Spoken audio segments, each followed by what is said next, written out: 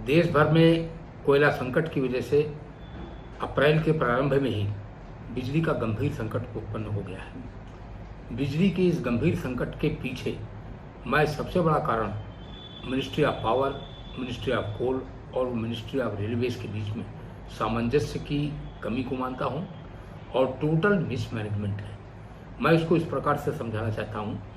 देश में बिजली की उत्पादन क्षमता लगभग 3,99,461 मेगावाट है और कल अधिकतम बिजली की मांग 2,01,000 मेगावाट पहुंची। अर्थात बिजली की जो मांग है उसकी दुगनी उत्पादन क्षमता है। ऐसे में बिजली का संकट होना अत्यंत दुर्भाग्यपूर्ण है। दूसरी ओर अगर कोल इंडिया की बात करें तो कोल इंडिया लिमिटेड ये कहता है कि पिछले वर्ष की तुलना में इस वर्ष उन्होंने 14.5% कोयले का प्रोडक्शन बढ़ाया है। फिर कोयला ताप बिजली घरों तक क्यों नहीं पहुंच रहा है?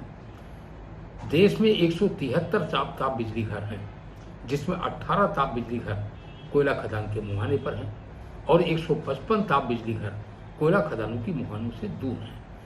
जो ताप बिजली घर कोयला खान की मुहाने पर हैं वहाँ कोयले का इतना संकट नहीं है, लेकिन जो दूर हैं वहाँ कोयले का संकट है।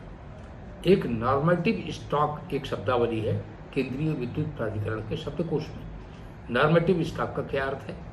अगर 85% प्लांट लोड फैक्टर पर हम ताप बिजली की इकाई को चलाते हैं तो कितना स्टॉक हमारे पास होना चाहिए, उसको नॉर्मेटिव स्टॉक कहते हैं।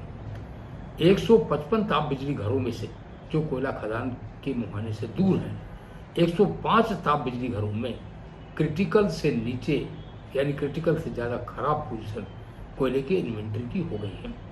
क्रिटिकल कहते हैं अगर 25% नॉर्मेटिव स्टॉक हो जाए तो उससे नीचे की स्थिति हो गई है। मैं इसको बताना चाहूँ तो वेस्ट बंगाल में केवल 5% स्टॉक बचा है, तमिलनाडु में केवल 7% स्टॉक बचा है, आंध्र प्रदेश में केवल 11% स्टॉक बचा है, मध्य प्रदेश में, महाराष्ट्र में और राजस्थान में केवल 14% स्टॉक बचा है, कर्नाटक में केवल 16% स्टॉक बचा है, उत्तर प्रदेश में केवल 19% का स्टॉक बचा है, गुजरात में केवल 23% का स्टॉक बचा है। यह अलार्मिंग पोजीशन है। तो एक और कोल इंडिया कह रहा है कि कोयले का उत्पादन बढ़ा, दूसरी ओर जो उत्पादन क्षमता है देश की, उस उत्पादन क्षमता में भी पूरी उत्पादन क्षमता का उपयोग नहीं हो पा रहा है। यह भी केंद्र सरकार के स्तर पर, राज्य सरकारों के स्तर पर और मैनेजमेंट के स्तर पर बहुत बड़ा फेल्योर है। लगभग 60,000 मेगावाट क्षमता के ताप बिजली घर बंद पड़े हैं, जिसमें 18,000 मेगावाट क्षमता के गैस आधारित बिजली घर हैं जो गैस उपलब्ध न होने के कारण से ठप हैं। 16,000 मेगावाट के ताप बिजली घर मेंटेनेंस के कारणों से बंद हैं। 16,000 मेगावाट क्षमता के ताप बिजली घर आयातित कोल पर चलते हैं और आयातित कोयले के दाम दुनिया में बहुत बढ़ गए हैं यूक्रेन और रूस की युद्ध की वजह से। सामान्यतः जो $100 प्रति टन से कम दाम होते थे वह 200 से $300 प्रति टन तक पहुंच गए हैं। ऐसे में प्राइवेट कंपनियां जो इंपोर्टेड कोल से बिजली का उत्पादन करती हैं ब्लैकमेलिंग पर उतर आई हैं और उन्होंने अपने बिजली घरों को बंद कर दिया है।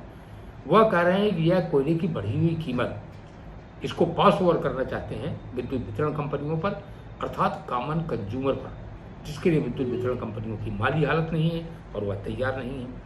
10,000 मेगावाट क्षमता के ताप बिजली घर इसलिए बंद है क्योंकि उनका कोई पावर परचेज एग्रीमेंट नहीं है। तो 60,000 मेगावाट क्षमता के ताप बिजली घर बंद हैं। बाकी उत्पादन कम हो रहा है क्योंकि नॉर्मेटिव स्टॉक कम है। अगर हमारे पास कोयला ही नहीं है तो या तो हम अपना उत्पादन कम कर रहे हैं या अपनी ताप बिजली की इकाइयों को हम बंद कर रहे हैं। रेलवे यह कहता है कि हमने भी अपनी ढुलाई की क्षमता को बढ़ा दिया है। जो स्टैंडर्ड है आजकल जितना कोयला हमें चाहिए देश में जो है 453 रेलवे रेक की आवश्यकता होती है प्रतिदिन कोयला मुहैया कराने के लिए। पिछले सप्ताह तक रेलवे रेक्स की संख्या केवल 379 थी, अब वह बढ़ के 411-412 हो गई है, लेकिन अभी भी वह संख्या पर्याप्त नहीं है। ऐसे में एक बार पुनः मैं इस बात को कहना चाहता हूँ कि ministry of power, ministry of coal और मिनिस्ट्री ऑफ रेलवे के बीच में सामंजस्य की कमी है। वह सामंजस्य की आवश्यकता है, अन्यथा अभी गर्मियों की शुरुआत है। आने वाले दिन बहुत कठिन होंगे और बिजली का संकट बहुत ज़्यादा गहरा जाएगा।